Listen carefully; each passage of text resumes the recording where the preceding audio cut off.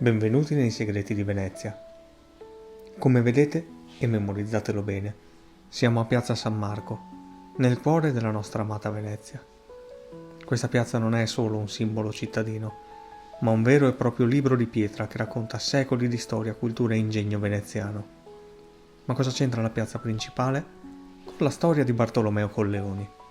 Ve lo svelerò quasi a fine video, ma intanto restiamo insieme e godiamoci il viaggio.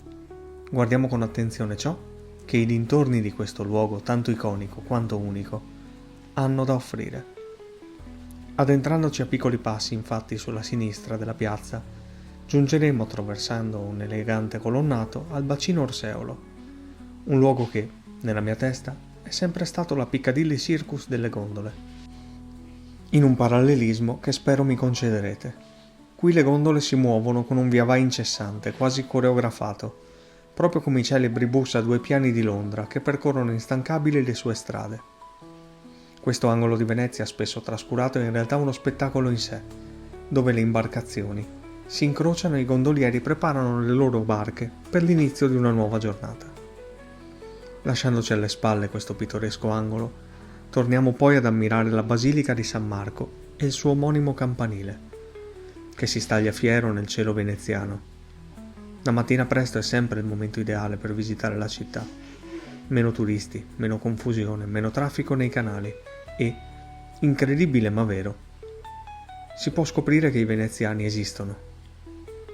Venezia a quell'ora si svela nella sua essenza più autentica. Un passo alla volta ci avviciniamo al campanile ed ecco che in lontananza intravediamo la porta della Carta. Alla destra, tra lo spazio che vediamo tra il campanile e la basilica stessa. Qui, in un ingresso meravigliosamente decorato, che congiunge il Palazzo Ducale alla basilica, e ne ho parlato nel mio blog, oltre ad essere un capolavoro architettonico, si svolgeva un ruolo fondamentale. Anticamente qui vi erano scribani, che offrivano i loro servizi per redigere atti ufficiali a chi non sapeva leggere e scrivere. Un dettaglio che ci riporta indietro nel tempo, quando la burocrazia e il commercio della Serenissima necessitavano di figure professionali che garantissero affidabilità e chiarezza con tutta trasparenza. Proseguendo poco oltre, notiamo poi il cantiere, che si adopera per preservare lo stato dell'arte della pavimentazione veneziana della piazza. Un'operazione costante da qualche mese che permette alla città di resistere alle ingiurie del tempo e dell'acqua alta. La cura per i dettagli qui è qualcosa che si tramanda di generazione in generazione e ogni pietra ha una storia da raccontare. Adesso, un passo alla volta, proseguiremo poco distante da San Marco, in direzione del Campiello Santa Maria Formosa. Imboccando questo suggestivo percorso, ci avviciniamo ad un'altra tappa del nostro viaggio. Qui tra una bancarella e l'altra si cela un piccolo segreto veneziano che in passato ho già narrato. Infatti, proprio alla sommità della porta del campanile della chiesa di Santa Maria Formosa, che è quella che stiamo costeggiando, vi è un mascherone, un volto scolpito nella pietra, enigmatico e severo. Secondo la tradizione, aveva il compito, così come accade su altri campanili o portali veneziani, di proteggere il luogo dal maligno e dagli influssi negativi, quasi fosse un guardiano silenzioso della città. Costeggiamo il banchetto della frutta e della verdura e, mantenendoci pian piano sulla sinistra, ammireremo la facciata della chiesa omonima appena citata, nella sua meraviglia, e poi, andando verso il campanile, andremo a salutare il mascherone, appunto il guardiano, silenzioso e fiero, di questa chiesa. Che abbiate visitato molte volte la città, o nessuna, potrebbe essere divertente per voi fare il gioco di scoprire quanti di questi guardiani di pietra si celano su portali, campanili e chiese, cercando magari il più accattivante, simpatico o anche brutto, come forse anche lui, a modo suo, sa essere.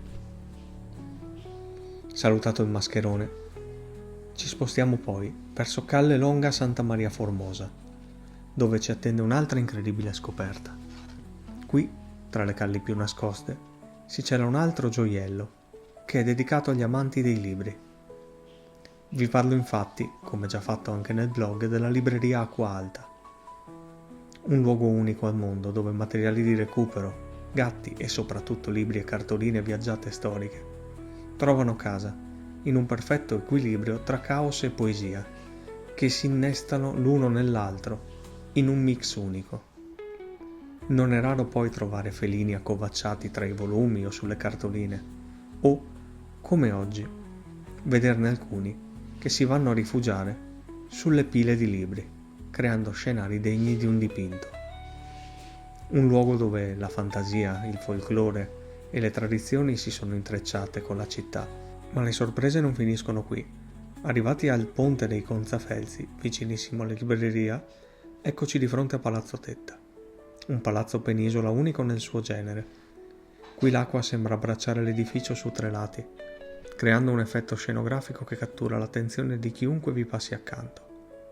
Questo palazzo, spesso immortalato nelle fotografie dei turisti o nei libri di storia dell'arte, racchiude l'anima di Venezia, la perfetta fusione tra architettura e laguna. E adesso è giunto finalmente il momento di svelare il mistero che vi avevo promesso. La promessa mantenuta con l'inganno. La statua equestre di Bartolomeo Colleoni era stata promessa a Piazza San Marco. Eppure, come potete vedere, tra qualche passo, sorge qui, in Campo Santi Giovanni e Paolo, di fronte all'ospedale di Venezia. Ma perché? Ai veneziani, sin dalla morte del Colleoni nel 1475, l'idea di collocare una statua tanto imponente e tanto importante nel cuore della città non andava così a genio. Così, con la loro consueta astuzia, studiarono a lungo una gabola per aggirare l'obbligo contratto con il condottiero e trasformarlo in una promessa mantenuta ma con l'inganno. Venezia commissionò ad Andrea del Verrocchio un'opera senza precedenti, una statua equestre che vediamo qui all'orizzonte, che avrebbe sfidato le leggi della scultura dell'epoca, poggiando su 3 sole gambe. Ma il Verrocchio, giunto in città, scoprì il sotterfugio. La statua sarebbe stata effettivamente collocata a Piazza San Marco, ma non nella celebre piazza, bensì davanti alla scuola grande di San Marco, che oggi ospita l'ospedale. Colleoni non avrebbe potuto vendicarsi, forse, ma come in tante storie veneziane, la leggenda è sempre dietro l'angolo. Infatti, il Verrocchio non vide mai la sua opera compiuta. Morì nel 1488 lasciando il capolavoro incompiuto. La sorte beffarda colpì anche il suo successore, Antonio Leopardi, che riuscì a terminare il monumento, ma poco dopo morì anch'egli, come colpito da una maledizione. E così la statua di Colleoni divenne non solo il simbolo dell'astuzia veneziana, ma anche una scultura avvolta da un'aura fitta di mistero e maledizione, davvero inspiegabile.